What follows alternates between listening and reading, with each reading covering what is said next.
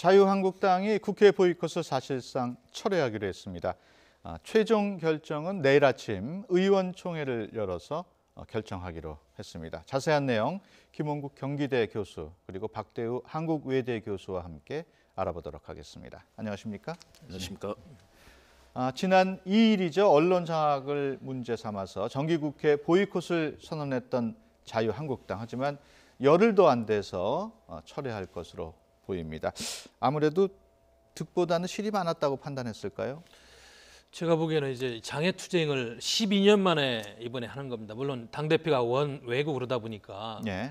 당대표가 원내에서 활동할 수 있는 공간이 짙고 또 최근에 안보위기 대응 측면에서 여권에 대한 그런 불만이 많이 있어서 일단은 제가 보기에는 어느 정도 성과는 있었다고 봅니다. 예. 왜냐하면 이 중요한 안보 이슈에 대해서 언론 보도를 통해서만 국민이 접하다가 장애에서 저렇게 외치면은 또 그 충격하고 크지 않습니까? 예. 그러니까 자체적으로 제가 보기에는 성공을 했었다. 예. 어느 정도 성공했다 이렇게 판단을 하고 이제는 장애와 장래를 같이 한번 투트랙으로 가보자. 예. 이 산적한 국내 현안이 있는데 정기국회를 보이콧하는 거는 여론이 좋지가 않아요. 그러다 보니까 장애를 완전히 접는 것이 아니고 장내외를 동시에 한번 해보자는 그런 전략인 것 같습니다. 특히나 예.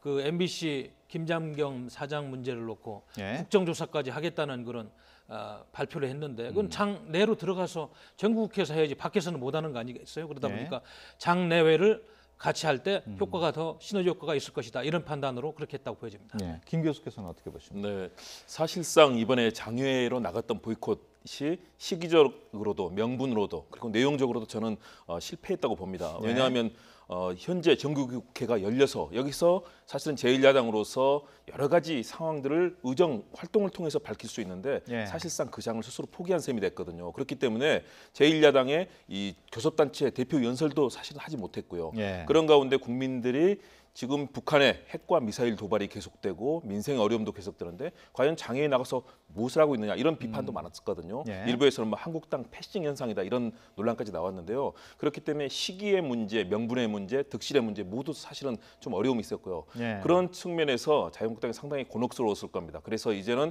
국정조사라든가 이런 걸 통해서 뭔가 명분을 만들어 보겠다는 건데요. 저는 쉽지는 않다고 봅니다. 왜냐하면 지금은 방송 개혁이 정말로 중요한 시대인데 예. 이런 문제를 가지고 국민들의 공감대를 얻어낼 수 있을 것인가. 지지율도 지금 뭐 한 자릿수에서 두 자릿수를 오가는 상황 아니겠습니까? 여기서 자유한국당이 정말로 과거의 국정농단, 박근혜 정부의 국정농단을 딛고 합리적인 보수로 거듭나는 모습을 보여야 국민들의 신뢰를 얻을 텐데 일단은 장내로 들어왔기 때문에 좀 더 국민들께 정책 대안을 만들어내고 설득력 있는 국정의 방향을 제1야당으로서 제시할 때 이 국민들의 박수를 받을 수 있다. 이런 측면에서 복귀한 것은 저는 잘했다고 봅니다. 대신에 결국 그동안 얻었던 이런 여러 가지 이 국민들로부터 대체 뭐 하고 있느냐라는 그런 비판에서 좀 더 벗어나기 위해서는 적극적인 활동을 하면서 국민들의 신뢰를 회복하는 것이 필요하다고 봅니다. 예. 보이콧으로 득보다는 실이 좀 더 많았다는 말씀으로 보이는데요. 그렇다면 국회 보이콧을 강력하게 주장했던 홍준표 대표의 리더십에도 조금 영향을 미칠 것 같은데 어떻게 보십니까? 일단은 영향을 미칠 건데요. 홍준표 대표나 또 정우택 원내대표, 뭐 자유한국당 전체 의원들이 그런 방향으로 갔었기 때문에 예. 일단은 명분 없이 사실은 얻은 것은 보수 지지층의 아주 극단적인 이 지지가 다시 한번 확인됐다는 그런 측면이 있거든요. 예. 어제 장애 집회를 했지 않습니까? 예. 그 장애 집회를 통해서 그런 걸 보여줬다는 측면이 있지만 그러나 시기 명분 또 앞으로 국정 방향에 미칠 수 있는 영향에서는 사실상 빈손으로 퇴군했다 이런 네. 얘기를 많이 하지 않습니까? 그런 측면에서 상처를 입었겠지만 그러나 홍준표 대표는 그동안에 대통령의 정상회담 기간에는 장외에서 하지 않고 그 기간에는 국회에 복귀하겠다라고 밝히는 등 좀 유연한 모습을 보였습니다. 역시 문제가 국민들께 뭔가 제대로 된 명분 있는 장애 집회가 아니다라고 판단되니까 바로 또 회군 결정을 내렸습니다. 이런 네. 측면에서는 상당히 유연성 있는 모습도 보였거든요. 네. 그렇다면 앞으로 얼마나 국민들께 호소력 있는 의정 활동을 하느냐가 관건이 될 것이기 때문에 리더십이 상처는 일부 입었지만 그러나 앞으로 해나가기에 따라서는 뭐 가능성도 보여줬다. 네. 그런 측면에서 앞으로 좋은 의정 활동 그 부분을 국민들은 기대하고 있을 겁니다. 예. 최종 결정은 내일 의총에서 결정이 되겠습니다만은 현재로서는 원외 병행 투쟁하겠다는 이런 새 판을 짠 것으로 전해지고 있습니다. 말씀하신 것처럼 원외 병행 좀 더 구체적으로 좀 설명을 해주시죠. 왜냐하면 지금 제1야당으로서의 존재감이 좀 미미했습니다. 도대체 야당은 뭐 하느냐 이런 여론이 컸어요. 보수당 이렇게 안보 위기가 있고 나라가 어려운데 예. 야당의 역할이 뭐냐 이렇기 때문에 일단은 장애에서 한번 포문을 열어준 거는 저는 좋은 전략이었다. 예. 그러나 이제 안보를 중심으로 한 당 단합의 기회가 마련이 됐고 야당의 존재감이 어느 정도 생겼기 때문에 지금부터는 제도권 내에서 투쟁을 하겠다 이 전략이 맞다고 봅니다. 왜냐하면 지금 북핵위 대응 특별위원회도 좀 이철호 정보위원장을 중심으로 만들어졌기 때문에 13일 날 또 방미해가지고 의원회기를 통해서 이런 문제점 부각한다는 거 아니겠어요? 예. 그건 원내에서 해야 되는 일입니다. 그리고 홍준표 대표 자체도 지금 미국과 중국을 방문해서 한반도의 그런 불안한 안보 지형에 대해서 전술 핵을 재배치해야 된다는 당론을 확전하고 심지어는 정기국회 예산까지 반영해서 준비를 해야 되겠다는 이제 당내 원내 전략이 나온 거예요. 그렇다면 복귀해가지고 착실하게 문재인 정부의 안보 허점을 따지고 국민들이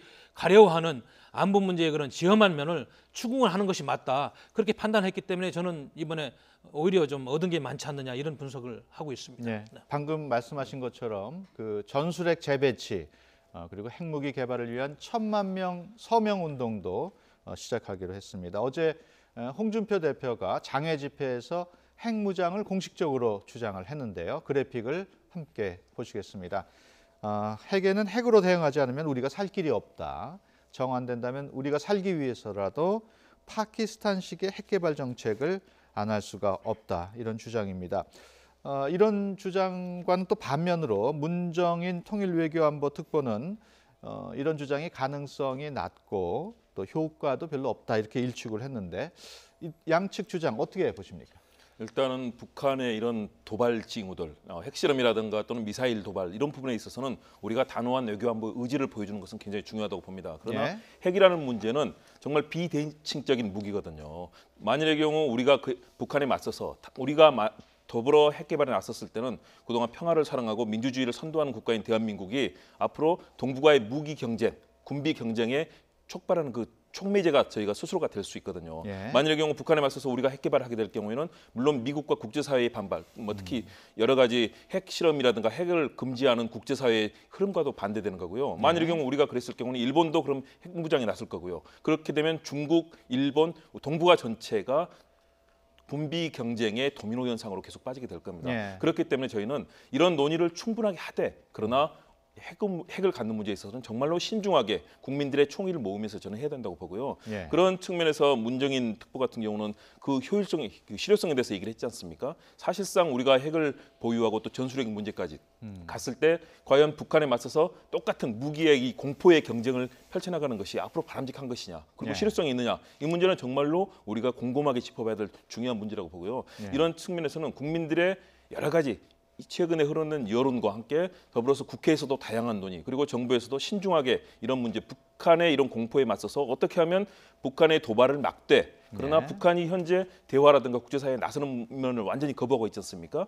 북한은 어떻게 하면 그런 장으로 끌어내서 북한을 바꿔낼 것인가 네. 이런 중장기적인 그림까지도 함께 가야지 무리하게 우리가 핵으로 무장해야 된다라고 나섰을 경우에는 또 다른 갈등의 사안이 될 수 있다는 점에서 저는 정말 신중해야 될 시점이라고 판단합니다. 박 교수께서는 이제 어떻게 중요한 보십니까? 말씀을 하셨는데 이미 북한이 수소폭탄까지 개발하고 6차 핵실험을 했으면 한반도 비핵화 선언은 이제 휴지 조각이 된 겁니다. 예. 그걸 가지고 자꾸 비핵화 논리를 이야기하고 또 문정인 특보가 하는 이야기는 저는 현실성이 매우 적다고 보는 사람이에요. 제가 마침 6차 핵실험했을 때 러시아를 방문해서 거기서 일을 보다가 예. 서방 언론들의 반응을 쭉 모니터를 해봤습니다. 예. 그래서 밖에서 보니까 상당히 지금 한반도의 핵 문제가 우리가 생각하는 것 이상으로 지엄하고 또 미국도 오늘 보니까 주요 언론들이 심지어는 이제 한국이나 일본의 전술핵 재배치는 물론이고 핵무장까지 고려하는 예. 파키스탄식 핵 무장론까지 지금 고려하는 이런 단계까지 왔는데 우리 스스로 정작 핵 문제의 당사자인 국민과 정치권이 이 핵 불감증을 가지고 이렇게 한다는 것은 상당히 어려운 일이다. 예. 그리고 아시다시피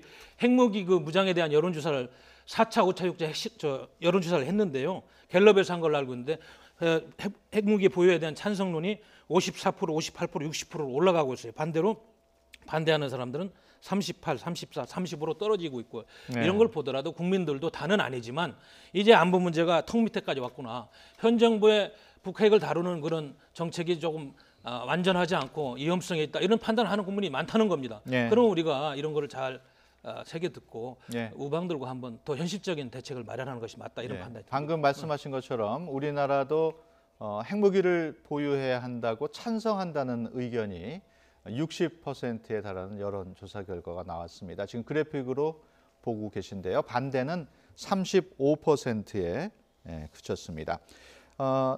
특히 더불어민주당 지지자의 52%가 핵무기 보유를 찬성하는 것으로 나와서 반대보다 더 높았습니다. 이번 여론조사는 2017년 9월 달에 이뤄진 것으로 표본 오차가 플러스 마이너스 3.1%포인트, 95% 신뢰 수준이었습니다. 어떻습니까? 이런 여론조사 결과는 어떻게 봐야 될까요? 저는 북한의 도발이 이어지고 있는 상황에서 당연히 국민들이 그런 걱정을 하고 그렇다면 우리가 어떻게 대처해야 될 것인가라는 그런 국민들의 의견이 표출된 걸로 봅니다. 왜냐하면 북한의 도발이 지속적인 미사일, 뭐 ICBM급, IRBM 그 수준까지 도달을 했고 또 핵실험이 이어지고 있는 가운데 우리 국민들이 이 부분에 대해서 어떻게 대처할 것인가 안보에 대한 걱정들 하시는 것이라고 보고요. 그러나 막상 핵이 우리 현실이 됐을 때 핵이 가져올 수 있는 그런 무서운 재앙의 수준으로 한반도가 진입할 수 있다. 그리고 뭐 체르노빌 사태 뭐 여러 가지 보셨지만 핵 발전소만에서도 그런 엄청난 위기 상황이 벌어지는데 과거에 또 핵으로 인해서 벌어졌던 일본 뭐 폭격이라든가 기억하시지만 그런 참화를 우리가 한반도 가져서는 안 된다. 그런 측면에서는 이 사안을 어떻게 풀 것인가 해법을 모색해야 된다. 우리 국민들이 아마 그런 위기의식이 높아지면서 그런 생각들을 하실 거라고 보고요. 대신에 이런 여론들을 잘 참조해서 우리의 외교안보 라인에 대해서 외교안보 라인들이 대미 외교 또 중국과의 외교 관계 이번 사드 배치로 인해서 상당히 중국과의 외교 관계가 갈등이 심화되지 않고 있습니까?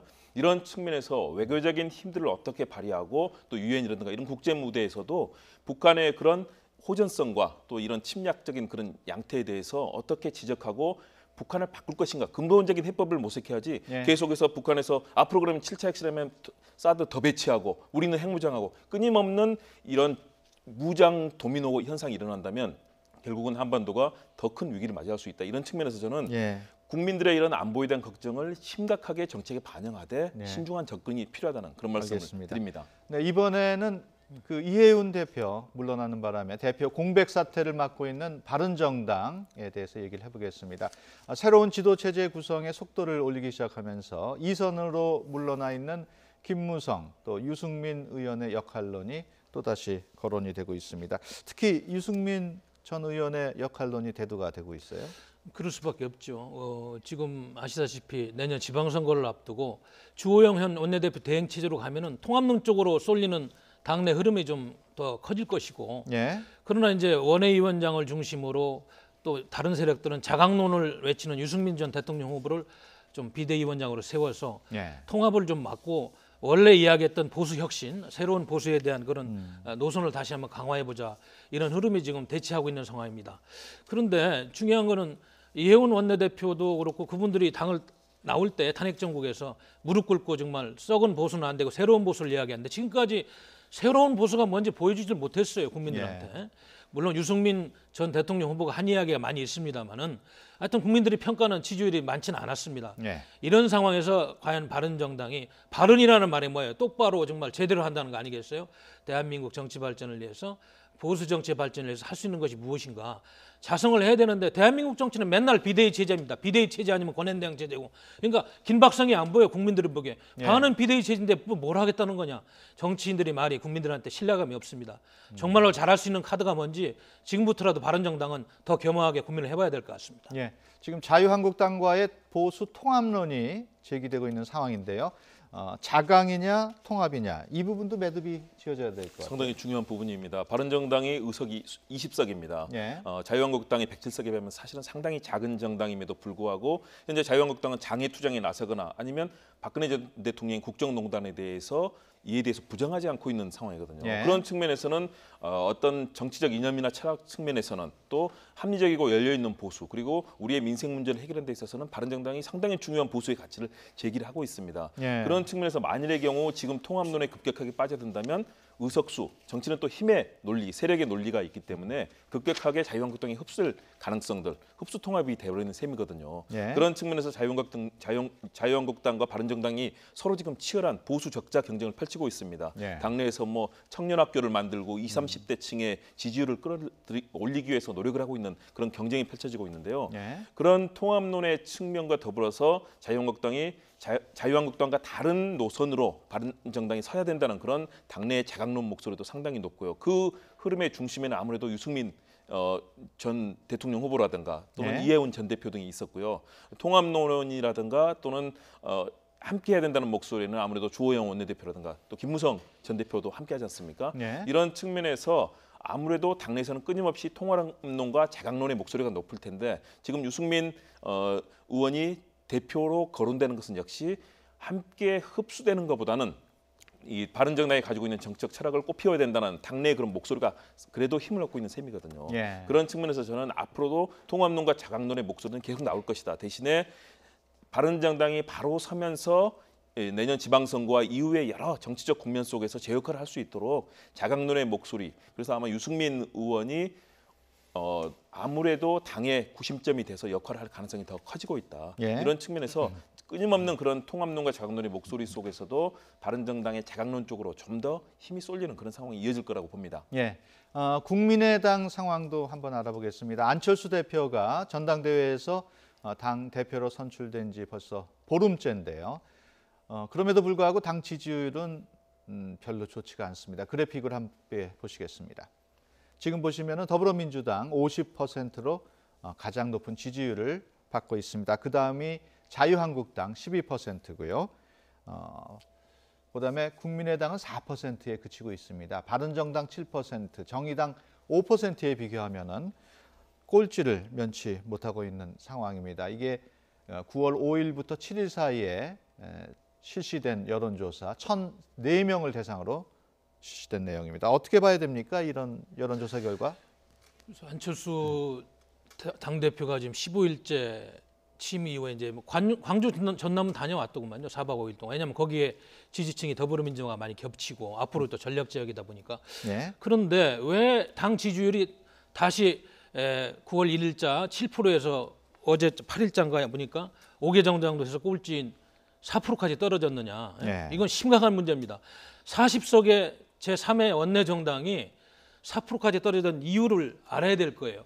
그러면 이제 그동안에 뭐 당 쇄신안에 대해서 준비를 하고 김태일 영남대 교수를 혁신위원장으로 구상을 하느라고 발표 안 했을 수도 있습니다만은 네. 더 중요한 것은 안철수 대표가 과연 문재인 정부가 지금 끌어가고 있는 호남 민심을 어느 정도 빼앗을 수 있고 또 중도 통합지대에서 중도 혁신론, 중도 혁신안이 무엇인지에 대해서 우리 국민들이 아는 게 없습니다. 앞으로 네. 물론 정기국회를 통해서 원내 의정 활동을 통해 가지고 자세한 이야기를 하고 정책으로도 나오겠습니다만은 현재까지는 안철수 대표가 역시 과거에 국민들이 생각한 것처럼 강력하고 참신한 그런 리더십을 보일 수 있는 그런 역량이 적은 게 아닌가 예. 이런 이야기를 하고 있는 거예요. 그것이 저는 이 당 지지율을 반영됐다고 보고요. 그런 차원에서 보면은 지금 안철수 대표가 4%의 정당을 정말로 내년 지방선거이잖아요. 호남에서의 과거의 지지율을 되찾고 다른 전국적인 골고루 지지를 받는 중도 정당으로 바꿀 수 있겠느냐. 이번 정기국회에서 그거를 못한다면 저는 어렵다고 보는 거예요. 그래서 4월을 걸고 아마 많은 안을 내놓으리라고 봅니다. 예. 국민의당 어떻게 하면은 지지율을 좀 회복할 수 있을까요? 일단은 뭐 혁신안을 곧 내놓겠다 이런 목소리가 있습니다. 그래서 아마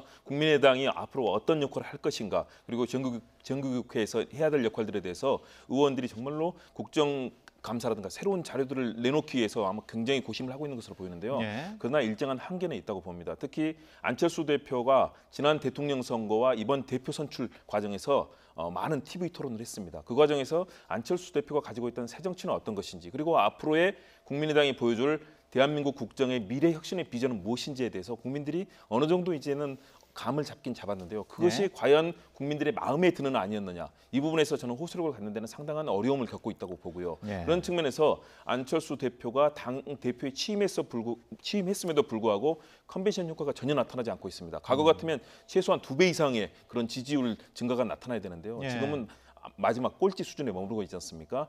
상당한 어려움이 예상되는 상황이고요. 또 국민들의 지지를 다시 회복하기도 좀 쉽지 않습니다. 그것이 결국은 노선에 있어서도 소위 말하는 극중주의, 이 진보도 보수도 아닌 아주 중간지대만 섭렵하겠다는 그런 목소리가 상당히 강했지 않습니까? 예. 이런 부분에서 탈피해서 바르게 되는 정말 좋은 정책에 대해서는 더 적극적으로 정책을 선도하고 잘못된 부분에 대해서는 과감하게 반대 목소리를 내는 그런 뚜렷한 정책 정당과 정치 정당으로서의 이번 정기국회에서 모습을 보여야 된다. 그렇지 않으면 내년 지방선거 때도 상당한 어려움을 겪을 것이고요. 그런 예. 측면에서 안철수 대표가 과연 어떻게 리더십을 보여줄 것이고 또 당 의원들이 40명입니다. 똘똘 뭉쳐서 뭔가 이 돌파를 해내지 않는다면 국민의당은 앞으로도 상당한 어려움을 겪을 수밖에 없는 것으로 보입니다. 예, 최근 그 일부 신문에 보면은 안철수 대표가 폭탄주 만들어 가지고 마시는 사진도 나왔는데 그런 모습도 좀 지지율 상승에 도움이 될까요? 안 하는 것보다는 스킨십을 강화해서 안철수 대표 그러면 성공한 벤처기업인 그리고 억만장자인 감히 서민이 보기에는 기족주의적인 이미지를 많이 갖고 있습니다. 예. 그러면 서민들하고 친서민 행보를 해야 되는데 소주에다 맥주 이렇게 말아서 먹는 거는 대표적인 그런 방법 중에 하나죠. 저는 예. 조금은 좀 되리라고 봅니다. 예, 알겠습니다. 다음 주제로 넘어가 보겠습니다. 내일 박성진 중소벤처기업부 장관 후보자에 대한 인사청문회가 열립니다. 그동안 이념 문제, 역사관 문제 의혹이 적지 않고 논란이 많았는데요. 일단 청문회가 내일 열린다는 걸 보면은 일단 정부로서는 정면 돌파하겠다는 의지로 봐야 될까요? 그렇죠. 그리고 청와대에서 일정 부분 검증을 하고 내는 후보인데 청와대에서는 일단 청문회를 지켜보면서 여론의 추이를 볼 겁니다. 그런데 제가 한 가지 좀 이분에 관해서 여론전을 하는 모습을 보면서 좀 안타까운 거는 예. 그리고 뭐 장관 후보자고 이제 관직에 대한 그런 욕심이 있습니다만 자기가 평소에 생각하는 역사관이라는 이념에 대해서 언론에서 조금 부정적인 그런 평가가 나온다고 이렇게 학자로서 이렇게 하루아침에 바꾸고 이런 거는 부적절하다. 특히 제가 지금 눈여겨본 제목은 그겁니다. 이승만 박정희 정권에 대한 평가라든지 1948년 건국론에 대해서 과거에 본인이 했던 이야기하고 지금 또 다른 시각에서 이야기하는 분들이 좀 비판을 하니까 예. 좀 부족해서 그런 것 같다. 공부가 안 된 것 같다. 이런 태도는 제가 보기엔 지식인으로서 상당히 부적절하다. 오히려 본인이 소신이 그렇고 그리고 국제법적으로도 국민 영토 주권이 확립되지 않은 거는 건국이라고 볼 수가 없어요. 그럼 48년이 맞는데 그런 부분까지 그렇게 소극적으로 이야기하고 박정희 이승만 정권이 우리 역사의 현대화의 산업화에 크게 기여한 부분까지 그분이 평가할 수 있는 건 얘기하면 상관없어요. 그것이 왜 다른 분이 부정적인 평가를 한다고 물러서야 되는지 저는 오히려 이런 부분이 안타깝다. 자기 소신을 가지고 이야기해야지 일을 하는 거예요. 장관 정도 되는 후보자가 그런 부분을 가지고 장관이 하고 싶어가지고 공부가 부족했던 것 같다 이렇게 물러서면 지식인으로서 역할은 저는 참 예. 부족하다고 생각이 듭니다. 김 교수께서는 내일 청문회 어떻게 예상하십니까? 만만치는 않을 겁니다. 왜냐하면 여당 내부에서도 비판하고 특히 그동안에 소위 말하는 데스노트 이 정의당에서 뭔가 반대하면 그 후보자는 낙마하지 않았습니까? 지금까지는 그런 기류가 흘러왔는데 반면에 또 야당에서는 이 부분에 대해서 또 크게 비판의 목소리를 내지 않고 있거든요. 그런 여러 가지 정치적 측면이 있고 또 박 후보자가 자신의 주관을 방금 박 교수님 지적하신 것처럼 소신을 뚜렷하게 밝히기보다는 뭔가 회피한 듯한 모습을 보이고 있거든요. 예. 이런 측면이 과연 정치적 흐름들에서 중요한 역할을 해야 될 국무위원이라는 중요한 직책을 맡을 수 있는지에 대한 여러 가지 의문의 목소리가 있거든요. 예. 그렇기 때문에 아마 정치권이 상당한 비판적인 공세를 할 텐데 과연 이분이 당당하게 이 의원들의 청문회에서 질문에 답할 수 있을 것인가 상당히 좀 걱정되는 측면이 있습니다. 예. 그리고 국무위원으로서 소신을 가지고 이런 국정에 적극적으로 흐름을 잡고 나갈 수 있을 것인가 걱정되는 측면도 있기 때문에 지켜봐야 되겠는데요. 그렇더라도 현재 정치 지형으로 본다면 야당에서 아주 극렬하게 반대하지 않는다면 통과의 가능성은 있다. 대신에 문재인 정부가 이 박 후보자가 장관으로 임명이 되면서 사실은 국정의 동력을 또 일부분 잃어버릴 수도 있기 때문에 앞으로 진행되는 사안에서 박 후보자의 내일 청문회는 상당히 중요한 분기점이 될 수 있다고 봅니다. 네. 김 교수께서는 통과 가능성이 있다고 말씀을 하셨는데 통과 가능성이 있다고 보십니까? 저는 통과 가능성이 가장 높은 후보다. 어. 왜냐하면 오히려 그 이념 논란 때문에 제1야당이 자유한국당에서 비판을 안 할 것이고 예. 청와대가 낸 후보를 여당에서 반대하면 안 될 겁니다. 그러나 이제 저희 제일 중요한 거는 장관 후보자로서의 자질 아니겠어요? 중소벤처기업부가 제4차 산업혁명을 주도하고 새로운 기술에 대한 새로운 어떤 예산 배정 같은 것도 하지만은 소상공인에 대한 그런 여러 가지 애로사항이라든지 예. 이런 부분도 해야 되는데 그 부분이 경험이 없습니다. 오히려 이런 부분이 문제가 되는 것이지 다른 부분은 제가 보기에는 장관을 하는데 무슨 문제가 된다는 것인지 조금 알겠습니다. 이해가 안 되는 부분이 있습니다. 네, 지금까지 김홍국 경기대 교수 그리고 박태우 한국외대 교수와 함께 전국 상황 알아봤습니다. 오늘 말씀 고맙습니다. 감사합니다. 고맙습니다.